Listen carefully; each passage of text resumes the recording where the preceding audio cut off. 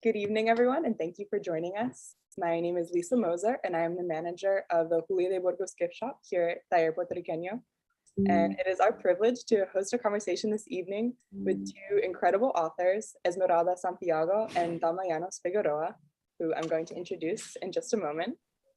If you're tuning in from another part of the country and you haven't heard of Taller Puertorriqueño is a cultural organization in North Philadelphia with a focus on the arts, cultural education, and community empowerment. You can learn more about our mission and the programs we offer by visiting our website, tallerpr.org. Right now in our gallery, we have an exhibition by a maestro, Antonio Martorell, on view until September.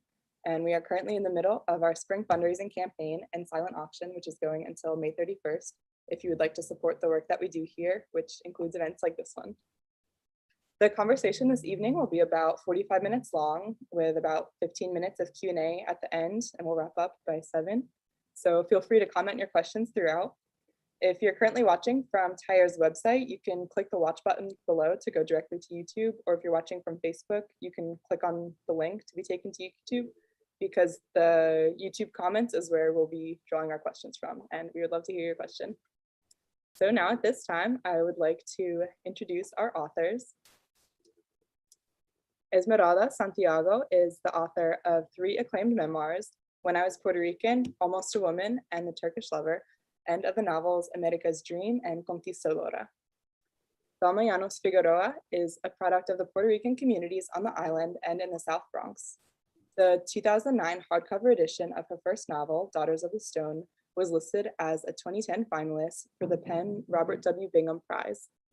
In 2021, she was awarded the inaugural Letras Boricuas Fellowship from the Andrew W. Mellon Foundation and the Flamboyant Foundation's Art Fund. Her second novel, A Woman of Endurance, and its Spanish language edition, Indómita, have just been released in 2022. And now I'm going to hand it over to them to begin the conversation. Thank you so much, Lisa. Dahlma, ¿cómo estás? Muy bien, gracias. ¿Y tú? Y yo lo más bien, aquí estamos en la misma ciudad, pero lejos de una de la otra. Pero I am so happy to be able to see you, albeit via a screen, and have an opportunity to talk to you about your novel. For those of you who would like to look at the cover, and really to bring attention to the wonderful work that is being done about Puerto Rican writers, you among them, and how we are recovering our history, right? Porque your book very much is recovering history that has been set aside, put aside, forgotten, or not ever talked about. So I wanted to start our conversation with the question: where does this book come from for you? How did this idea come, and how does it appear to you? Before I answer the question, I just want to say I am so pleased to be here, hosted by Taller and accompanied by a wonderful colleague, yourself. And I love the fact that we've both written about the same time period in Puerto Rico. So in that sense, we're kind of hermanas. But why did I feel that I needed to write about this? As I grew up, and I was always interested in story and writing and reading. But as I grew up, I began to realize that all the literature that I was being exposed to, none of it included me or anybody who looked like me or sounded like me. The images of Puerto Ricans were very stereotypical, at times caricature, almost cartoonish for people who knew the culture well. Mm-hmm. And I really felt that within the United States, Afro-Puerto Ricans in particular had no face and no voice. I think Puerto Ricans and Latinos in general have no face and no voice and are just beginning to be recognized as part of American society. Way back then, I was about to start teaching and I couldn't find any literature to give my students that reflected them in a respectful and dignified and authentic way. And actually, when I was Puerto Rican was one of the first books that I found that they really engaged in and wanted to know more.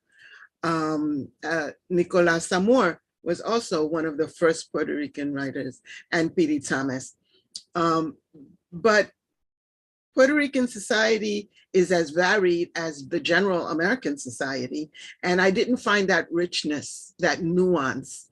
And I felt that I needed to do that. And so this book in particular is a book about the Afro-Puerto Rican community and how it managed to survive within the general 19th century environment on the island. Mm-hmm. It's really one of the things that I found when I was reading it is that the book is also about how do you become Puerto Rican. I mean, you know, the main character is not born on the island. Mm-hmm. She is kidnapped from a village where she was known, where she had her people, her family, her language, her culture, her history. And so then through a horrible experience ends up on this particular island, and things go from bad to worse there. But a lot of her life journey that you have presented to us in this book is about how she becomes who she ultimately is as an adult woman with full power of who she is. And so I found that really interesting and necessary, really, in our communities, you know. So I wondered again, you know, did she come to you full-fledged? Did you have an idea of the plot? How did she arrive in your hands? That's a great question. Paula, A Woman of Endurance is actually the second in a series of novels. Paula appeared in the first novel as a second, even tertiary character, actually. And I knew I wanted to take this character and give her her own story because she was so combative and angry and hard during Daughters of the Stone, the first book. Then I thought to myself, oh my God, now how am I going to make her compelling to this audience? And every morning I meditate, and I consider myself an intuitive writer, even though for 30 years I was an English teacher and taught outlining and how to write. All of that went out the window when I started writing myself. So she came out of really my subconscious. During meditation, I tried to get out of the way and tap into the creativity. Some people call it muses. Some people call it the ancestors speaking to you. Some people call it espíritus guardianes. Some people call it collective cultural memory, if you're a psychologist. So whatever it is, she appeared, and her image really guided me throughout the novel because I did not, some people say you have to know the ending before you start. That's not the way I work. I start and I write in my journal every morning after I meditate. And at some point I realized this is a puzzle. Let me put these puzzles together. Let me put these pieces together. And Paula was a very strong presence throughout. Simon, another character who is very strong and vital to the story, is also a presence throughout. And some of them came from the first book. But Paula pretty much let me know that the story that I thought I was going to write is not the story that she wanted me to write. And that's how I ended up. I would love to say that it came full-fledged out of my brain like Athena. No, it evolved through time. Yeah, and many drafts, I'm sure. 19. think a lot of people who wish to write, and they kind of have this vision that we just, we're just start, whether we do it on the computer or by hand, entonces pues sale por ahí para abajo. Por arte de magia. Sí, magia, and then there's no struggle and no crying and no, days of rage. In my case, I'm like so angry with myself because I haven't accomplished what I hoped to accomplish. But, these characters come to us the way the people that we know and love, they come in the same way, y vienen a pedacitos, right? They don't give you the whole story the first time you meet them. So I was wondering, whether you had a similar experience. Absolutely. Yeah, because I think for people who are beginning to write, you have to be so kind to yourself when you're going through that process. Right? Absolutely. And I also learned to put my computer as far away from the window as possible because I get frustrated. I want to pick it up and throw it. And so I have to contain myself. And of course, once you start writing, if we're talking about process, if you've written this and you've edited it and revised it and revised it and revised it, after a while, it starts sounding revisionary. It's you start thinking, I've heard this before. Well, of course you've heard it before because you've written it 17 times. Right. But you start questioning yourself. And I think, at least for me as a writer, I have to trust that my intuition is guiding me in the right direction. Because I don't know everything. I know craft, but I don't know everything. Right. And I do believe that my ancestors whisper to me in my dreams and tell me the stories that I have forgotten. Right, right. I mean, maybe not forgotten, but it's stored. Yes, really, it's stored like in my genes. Yeah, it's somewhere there, and I felt the same way. I mean, we both are writing historical novels about Puerto Rico, and we probably read a lot of the same sources and talked to the same people and looked at the same places. But I think, it's just so interesting of what rings a bell to you as opposed to how rings somebody else, how when the characters approach, you might have started, I mean, in my case, I start out with an idea of I'm actually the person who does want to know how the book ends, even though the published book does not necessarily end where I started to write, but I like the idea, I'm very goal oriented, I guess, but I think it's so interesting, that here we are in this 100-mile by 35-mile island, living in the same period, our ancestors living probably puede ser hasta familia for, for all we know, right? And then these experiences are both universal to their experience, but also so specific. And that's what I found so interesting with Paula, is that she is such es brava. Yes, yes. Es una mujer brava. And I can really understand why she said to you, okay, Doña Dahlma, I need my own book. Absolutely. Absolutely. And I wanted to, we get a lot of information through journalism and we get a lot of data. Unfortunately, you have to wade through to make sure which of it is false and not, but we get a lot of information. And so you hear something like, to put it in contemporary terms, X number of people have been killed in Argentina during the dictatorship, right?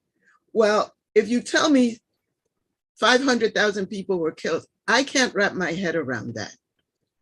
But if I read in the House of the Spirits and I look at how that affected one family, that I can understand. And so what I tried to do was take Puerto Rican history, not that it's taught, but for those people who are interested, and put it in the bodies and the minds of people that you can relate to. And that's very much what I was hoping I could do. So when you decided, you've been an educator, you've been a librarian, I mean, you've done a lot of things around books and writing and intellectual pursuits. When you decided to focus your work in writing, was that a decision, or was it, you know, el espíritu te habló, or how did that happen for you? I knew I wanted to write when I was in college. I knew that I wanted to tell my story. I read the first book by a Puerto Rican writer that I read in English was P.D. Thomas's Down These Mean Streets. And it was an amazing book, and it dealt with the issue of Afro-Puerto Rican descendancy and racism, even within our own community. But it wasn't my story. His story was a story of the streets, of how to survive in the 1950s, a young man in El Barrio on the streets. My story was very different than that, in that my parents were a middle class, we were a middle class family. So there was no street to be discussed. I mean, we got out of school at 3 and we were supposed to be home at 3:15. But I saw, what bothered me was that I saw my parents get up at the crack of dawn to get us ready, get ready, go to work, come home, take care of your kids, save for a house. And that story wasn't anywhere. And I just felt we, as you say, we're a tiny island, but we have so many different stories, and all of them need to be voiced and brought into the world. And I think of it as a bouquet. And right now we have a few blossoms, but I'm looking forward to seeing more growth and more color come out of that situation. Well, I think, you know, in our island, our history was written by wealthy white men, really. Absolutely. And I mean, and like, you know, my experience when I was looking for myself both in the literature in Puerto Rico, and then once I came to the United States trying to find myself in this place, that was the impetus for me as well, was this need to see myself in the culture that I lived in. And I think it's really marvelous right now that there is a very lively community of writers in Puerto Rico, and an equally lively community of diasporicans who are writing our experience from the perspective of what they know and what they see, which might have been completely different. Absolutely. Than mine. And I think it's so, this is so necessary for a people to have both, you know, to have that, like you say, it's a bouquet. It's not just one rose, right? And I think until really, I would say until the beginnings of the 20th century, I'm guessing, it was really white men and a few white women, because we didn't have an education. You know, people eran analfabetos, the great majority of the island, whether they were white, black, or mixed, or coming from Ireland. I mean, many different dialects. That was Puerto Rico. That I don't know if you remembered in your own life. I mean, I remembered in my own life, in my, you know, in our century, that I had met people speaking Gallegos, you know, and you know, and they were speaking a different language from the language that we were speaking in El Campo, for example. And I think that it's so crucial for us to have stories like this to show the variety, you know, the fact that Kira, Paula, and Simon had a culture. They didn't come here like tabula rasa, you know, they came to this hemisphere with a history, with a culture, with language, with education in the case of Simon. And those stories are now, thank God, are being told. And so that another generation of our children, our grandchildren, they're not left out of the history of our island. And I think that that's one of the more important aspects, I think, of these kinds of books, you know, and you're writing about women. A woman, así está en el título, you know, a woman of endurance, porque también that was another issue for us, is that the story was written by men, for men, about men. Y nuestras mujeres pues no las veíamos, you know. So that's a marvelous thing that's happening right now, and I thank you for doing that as well.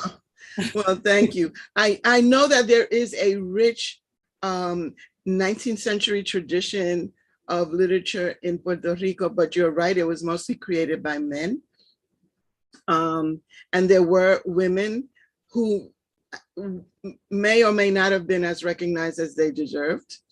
But it's very difficult when you're under a colonial power and then another colonial power for your voice to ring out. So I'm pleased that we have as much as we do.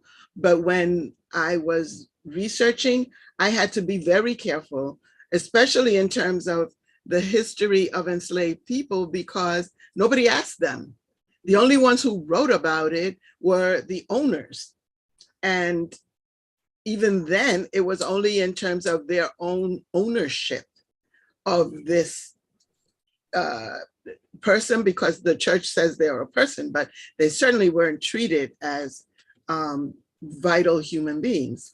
But yes, it was important for me to tell the story from the women's perspective.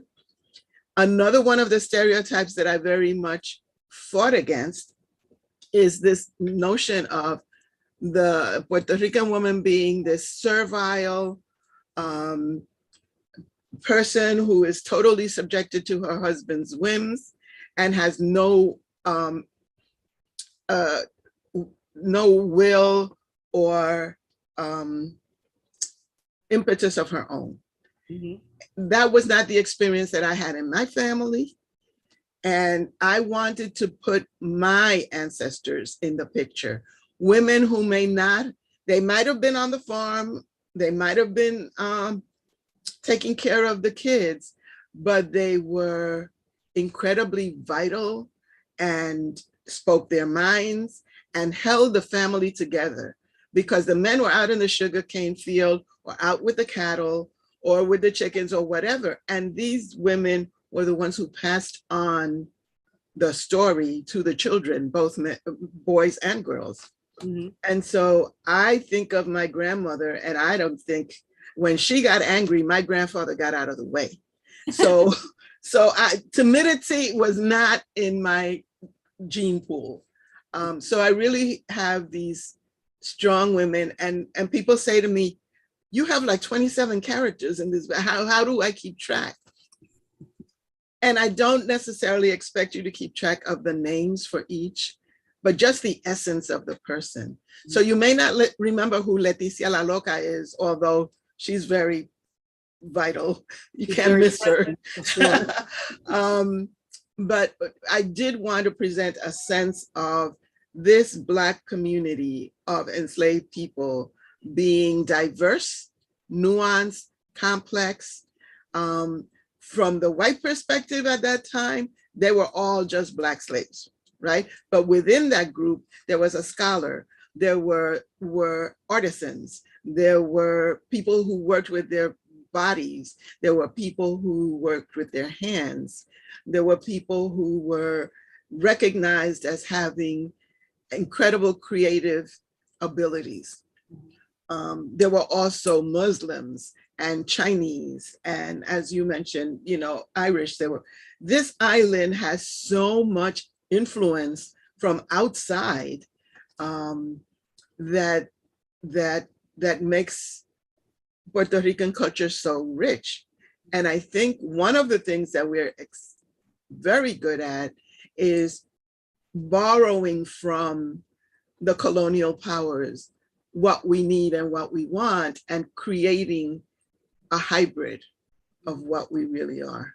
And I think that that's how I feel that I am, bilingual, bicultural. And for some people that's a conflict, but for me, it's being a hybrid of taking the best of everything that's offered. So.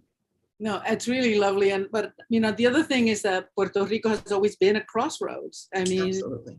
People think, oh yeah, we had 500 years of Españoles, and then we've had 120 years of US Americans.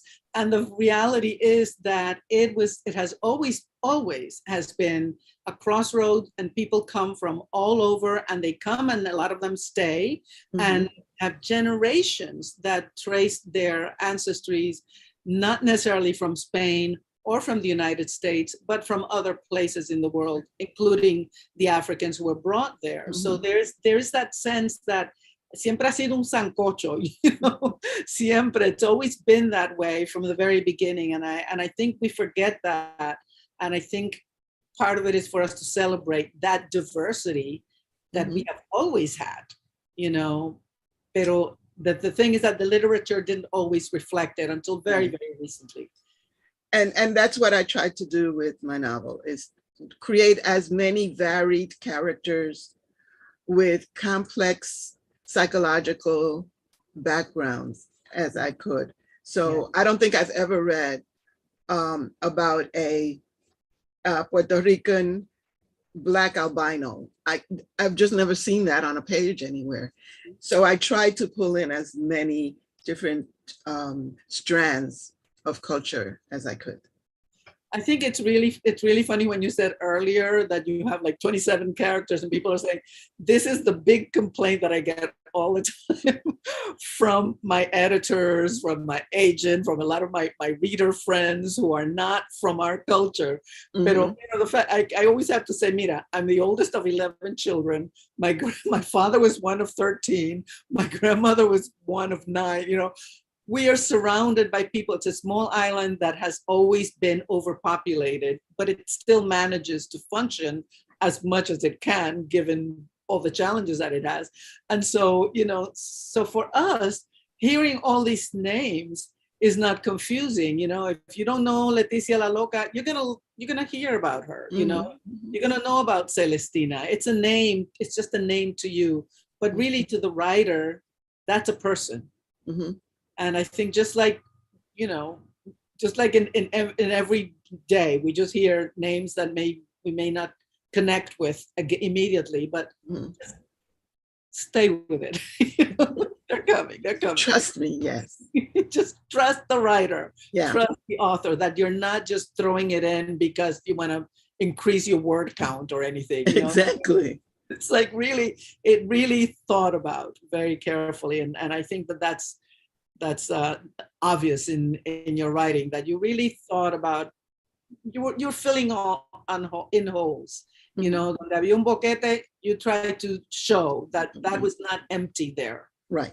There was a person there. And I think that's really, really difficult to do. And you've managed to introduce some really unforgettable characters. I think people will be surprised and happy to hear. I don't want to give any of the plot away, but I do want to talk to you a little bit about, because I think one of the things that I find people are most interested in these kinds of events is about, the process of when you write, we're both writing historical novels. So what was the process like for you? You mentioned many librarians and places that you went to. How did you find this material other than Googling? Yeah, right. I went to the Center for Puerto Rican Studies here in New York, and because it's close by, that was my first stop. But I went numerous times to the island, and I went through traditional resource material. So I went to the Biblioteca Nacional, the Instituto de Cultura, all of the places that are repositories for photographs and newspapers of the time and all of that. I also just got in the car with my husband, who's a photographer, and we looked for the oldest people we could find and asked them about their childhood and their parents. And if we could find their parents' parents. So tell me about your great grandfather and what was he doing? I'm very lucky that we have a genealogist in the family who gave me a very broad panorama of what the island was like in terms of uh, the physical island, and also the major families and the slave owning families, and the difference between the coffee plantations and the sugar plantations. So I think that's the part of research that I like the most, is the oral histories. Mhm. Also visiting restored plantations, actual ruins, mansions that are left over for the people who were plantation owners. So, Castillo Serrayes in Ponce, or, Hacienda Buenavista, or in Manatí. And I haven't hit every plantation, but I will. But it gave me a very good sense. I met an urban archaeologist who took me to Aguirre in the south, where there are still houses that were built way back then. And so the same thing with architects, the same things with curanderas, espiritistas. I talked to everyone I could find to fill in the flavor and the remembrances. Memory is really important to me. And so recording it before it's all gone was paramount for me. That's such a smart, because not only are you doing your research, but you are also, you're recovering things that would be gone otherwise. Mhm. So I think that's really marvelous that you have all these photographs and these recordings and Mhm. whatever your notes, which is the kind of thing that our people need to maintain and keep and value, Right. Go ahead. I'm not a big technology person. I mean, for me, the computer is a tool, like a shovel or any other tool.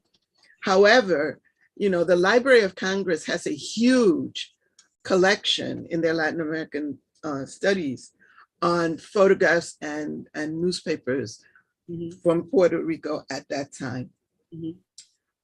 So I think we can use technology to excavate a lot of what has been dormant, because a lot of people, when I brought it up, some people says, well, we don't want to really talk about that. We don't want to offend you. I said, you're not offending me. To talk about the enslaved period is actually to honor the experience of my ancestors. To me, there is no shame in the fact that someone else decided to go capture somebody, bring them against their will.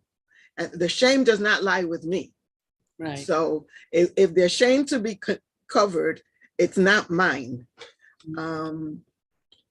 But I've learned a lot, and inclusive, some of the people who were guiding me through some of the information were young people who worked on these restored plantations, and they knew they had data, they knew they had information, but they had never really sat down to watch it or read it.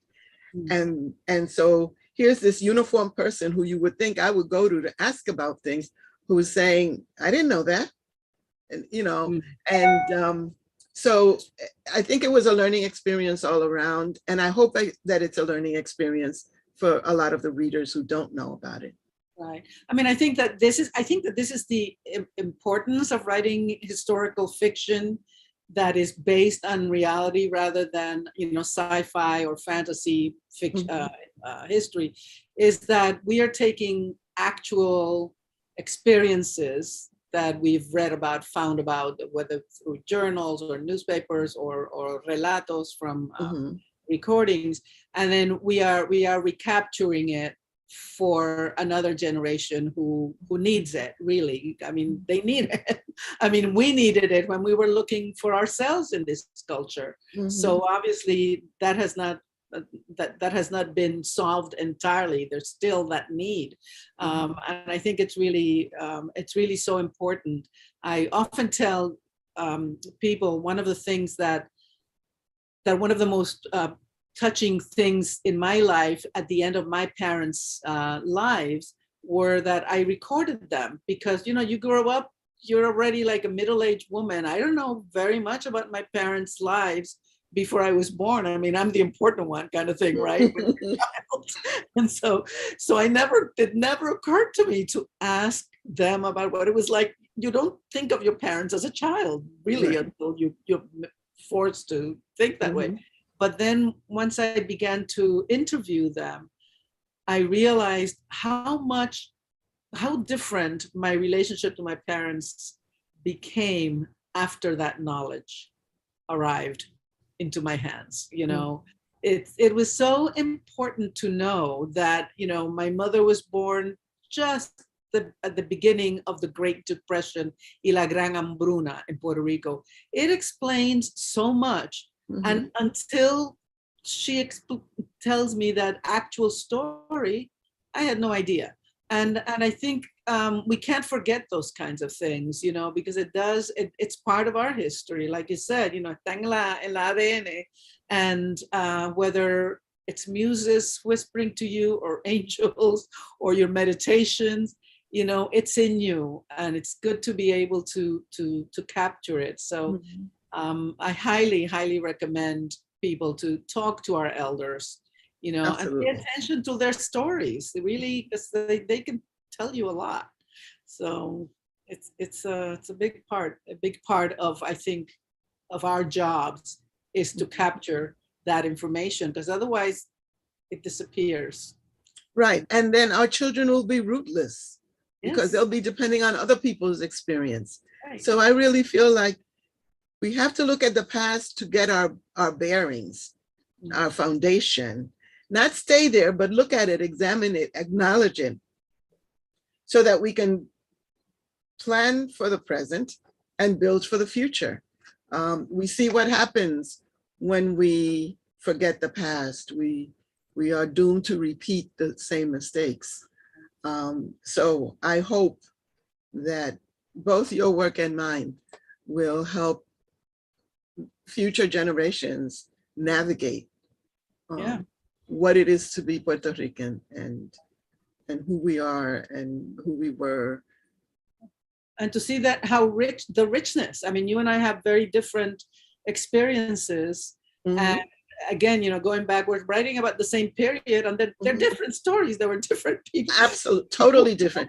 I was fascinated to read about your characters who are telling the same story from a white owner's perspective that I am telling from a Black enslaved perspective. And they were all in the same place, but you would swear they were on different planets, Right.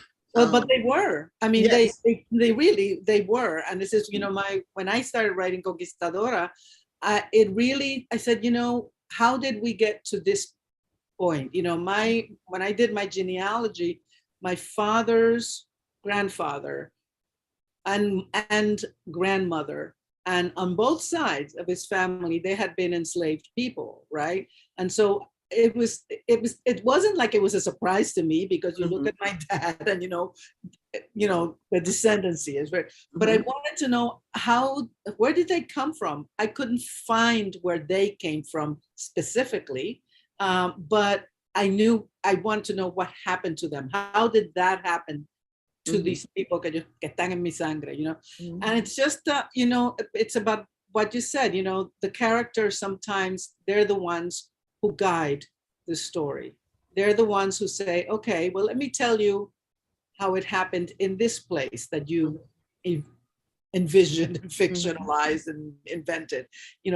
It's been so interesting to me that since Conquistadora was published, I can't tell you how many letters or emails or requests, people who think that I was writing from, sus abuelos journals. I'm going like, no, I invented these people, and Conquistadora is really, it's not about the white people. It's about what white people did to these people from Africa, and then the native born Blacks. You know, how did they do it? You know, how did this happen? I'm a very how person, you know, in all my writing, and so it was really fascinating to me that turning the story kind of around. They're the ones who wrote the story. You know, they wrote the story. Well, I'm going to write their story from the perspective of one of their descendants. And I think it changes. I think it changes esa visión. It changes it. I think for future generations, because it is so complex. You know, what happened in this hemisphere, not just in Puerto Rico, pero in this entire side of the world. There were so many people doing so many things that we can't even imagine them. They happened and they did them. And so it's up to us to recover those stories and bring them out. I'm really thrilled that there are places like the Library of Congress, los archivos en Puerto Rico, places like Centro, and other places that are capturing that history for us and our children, but also for us, the writers, who are then trying to pass it down to our descendants, of whether they're our own children or, you know, our descendants intellectually, because it's so necessary. And like you said, you know, we are a people, and we need to know our history. We need to know what happened so that we know what we're doing right now. How did we get here? Eso es algo bien grande, as some of my characters would say. One of the things I wanted to say about the novel is, some people say that there are some very brutal scenes, some very violent scenes. I can't write a slave narrative, a neo-slave narrative, without violence. It has to be authentic. Right. What I can say is that it's not a catalog of misery. What it is a celebration of how that violence and that brutality was turned around.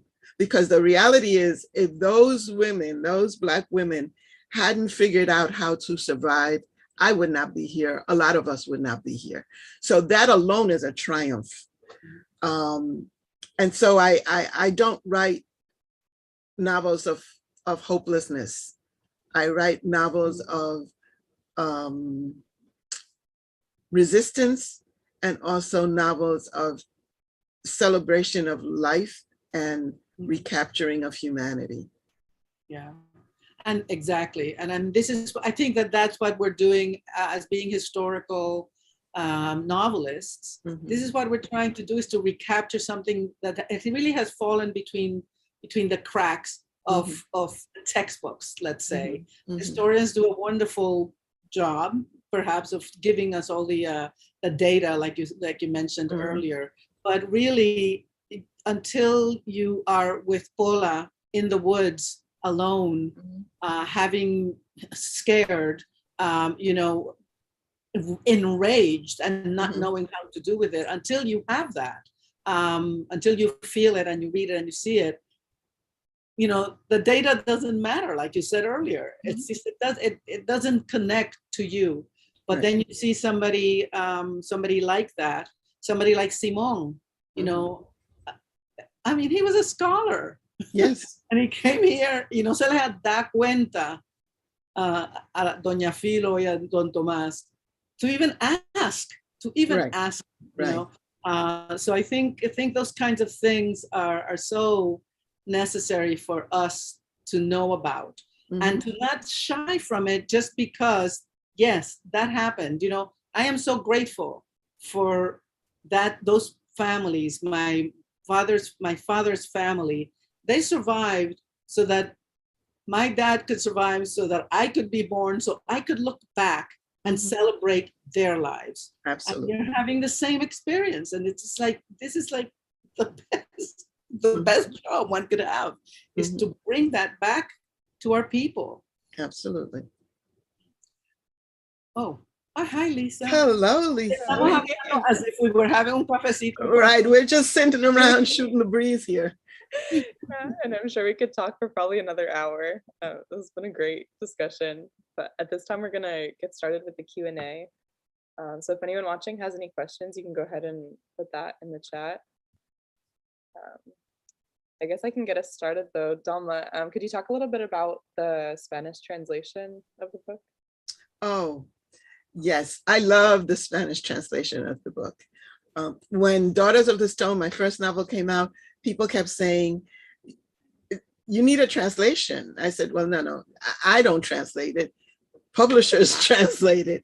And this time, the publisher was ahead of me and was my Spanish HarperCollins Espanol editor, Edwin Benitez, was totally on my track to find not just a Spanish translator, but a Puerto Rican translator who understands our language and our culture. Because in the past, as a librarian, I bought The Color Purple in Spanish, and none of the kids read it because it was translated into Castilian Spanish. And that just totally wrecked the entire novel. The whole point of voice is to be authentic. And so I love that.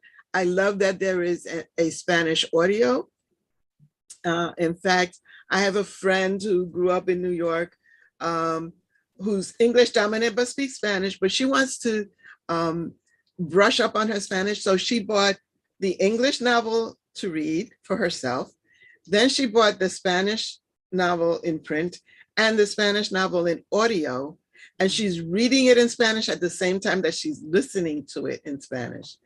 And that way reinforcing her linguistic skill.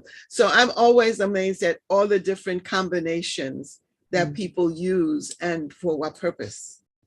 I love the title in Spanish, Indómita.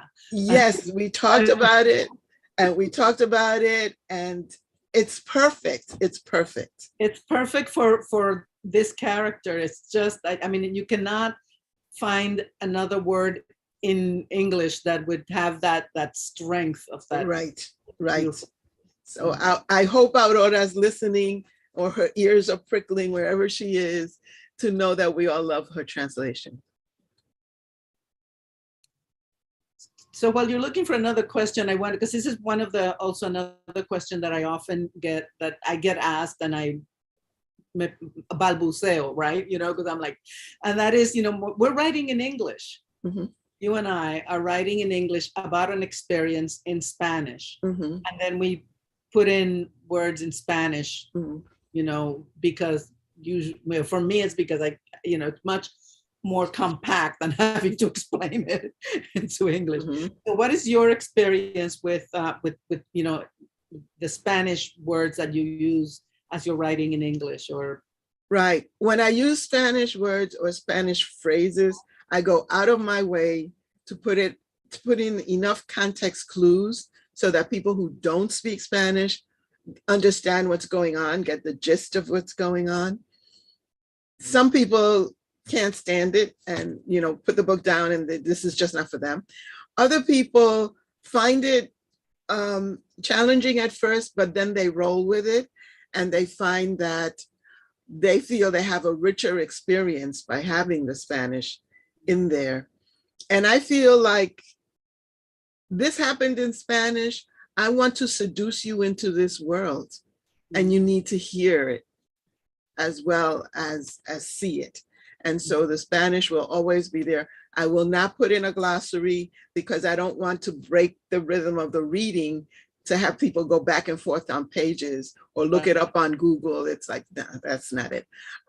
So what I ask my readers is, trust me, I won't abandon you. And you don't have to know every word, as when you go to another country, you may not understand every single word you hear, but you get the gist. And in this case, I just love doing it. I have to share with you that when they translated into Spanish, I wanted to do something that I wanted to do with the English, but I couldn't do it, which is include refranes, you know, proverbs in Spanish. That anybody who knows the island and reads that prof, like tú con tan buen sartén y yo sin huevos, you can't translate that, that is what it is, so. So Aurora did that, and I love her for it. And also in terms of voice, you have somebody like Rufina, who's a curandera, who's been on that plantation, never been anywhere. She's not literate. All she knows is plants and people. She has a different voice than Filomena, who's the owner of the plantation. They have a different voice than Simon, who is a Muslim. And a lot of what he thinks has to do with praise be to Allah, you know what I mean? So in the Spanish translation, it's more nuanced because it happened in Spanish, but I hope that the flavor of it is in the English as well. Thank you. I'm gonna read a few of the good. People that have been enjoying the conversation. Good. One says, as a historian, I love that they're speaking about how they consult archives in their research. Another, so thrilled to hear such intelligent conversation that's so close to my heart and my roots. You both do a phenomenal job of bringing us some great stories about us, for us. And then we have two questions. The first is, what is the timeline and linkage of what peoples and countries controlled Puerto Rico in history? And then, are you both living in Puerto Rico right now? I live in New York City. Yeah, I live about an hour north of New York. You want to talk about the historical part? I think this is about you and your. Okay. So why don't you start? Okay.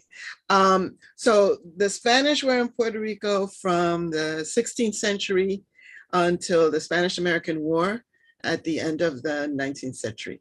And then the United States forces invaded, and we've been there ever since. Right up until President Trump throwing paper at the post-Maria press conference and beyond. We were part of La Conquista, definitely. We were there at the beginning, and unfortunately, La Conquista is still going on, but with different players. Mm-hmm. So I think it's a very interesting for us as we're not historians, or at least absolutely not. We're not historians. We are writers trying to make sense of a history that for many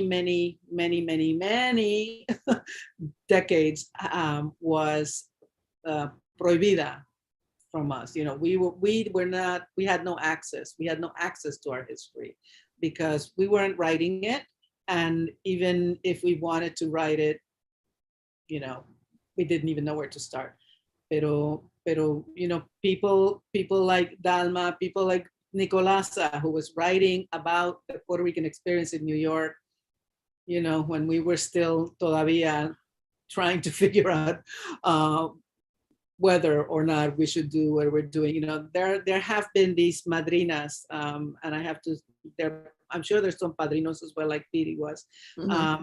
But these madrinas particularly, who, just like the characters in your book, they will continue to speak our culture, teach our culture, make sure to give our children a sense of who they are. What they do when they grow up, that's up to them, but this is their gift to us. And I think Dahlma and I are doing this work is our gift to you. I think that's, we both could probably be writing chick lit or porno or films. we could be doing a lot of stuff that would probably be put us in a different category in many respects. But I think I think that nobody goes into historical fiction, authenticated historical fiction, without a love for the culture that they're writing about and the history that they're writing about. And I think that I thank you for all the work that you have done, Dahlma, to recapture, the history that you want to present to us. And I encourage other writers to use the tools that are available, to continue to dig through, moth-eaten papers and objects and recordings and videos and whatever, to try and personalize it for us. I think that's so necessary, and I think especially we need it for our young people who are struggling. And I think, Dahlma, you know it better than us because you were a teacher. You saw it. You saw how Absolutely, absolutely. I'm sorry, so went off on a tangent, but I know that's another question. Thank you so much for the books that you both have written and given us. We do have A Woman of Endurance and Dahlma available at our gift shop, as well as Esmeralda's books as well. So if you haven't gotten a copy of A Woman of Endurance yet, you can order that online or get it in person at our store. And because Tyre is a nonprofit, when you buy a book from our bookstore, you're not just getting an incredible book, but all of the profit from the store goes directly back into our programs to fund children's arts programs and other community programs. I just wanted to mention that if you are in my area, the New York Public Library, the central branch here in the Bronx, we're having an event there on June 4th, I believe. Someone will put it, not someone, Vivian Cote, who is my all-around media person, friend, champion, who did so much to put all this together. She will put the information up for people who are in the area who want to get their books signed. That's a very good place to go to get their books signed. And all the information will be in the chat room. So. That's marvelous. And are there more questions?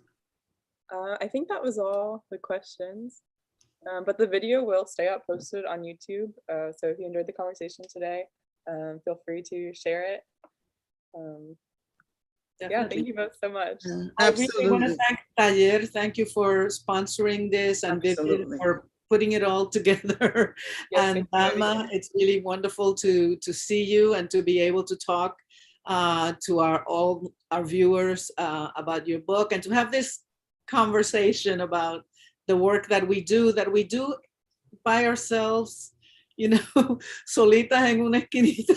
Right. We have an opportunity to talk to you, the viewers, about what we're doing and why we're doing it and how we're doing it, and grateful to you for supporting our work, because we're doing it for you, and it makes it possible for us to continue to do it. Right. And we can't do what we do without the readerships and without people out there who go on Goodreads or go on Amazon or go on Barnes and Noble and review the books, especially if you like it. Let the publishers know that there is a public out there who cares about our work, and because that's the only way that we can continue getting published, is if the readers support what we're trying to do.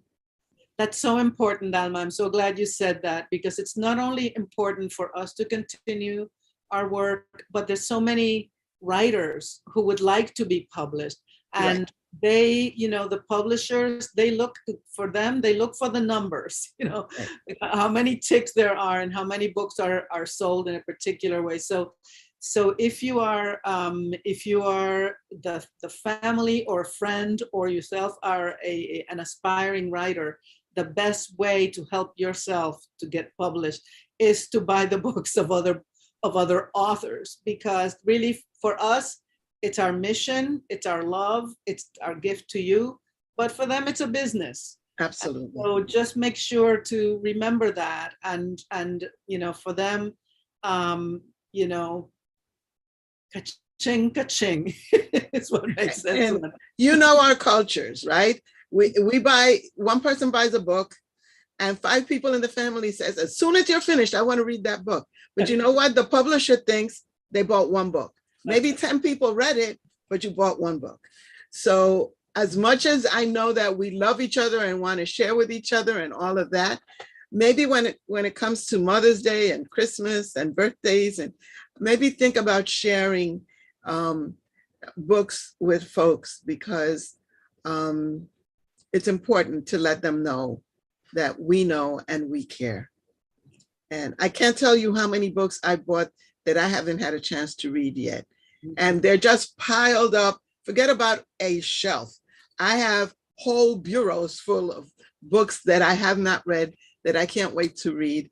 And maybe, you know, when I'm 90 in a nursing home and have nothing else to do, I'll read them. But in the meantime, I'm supporting my fellow writers. So. Yes, this is so that we need you. You need our stories and we need you. So thank you. Thank you all. Thank you to Taller. Thank you for the viewers.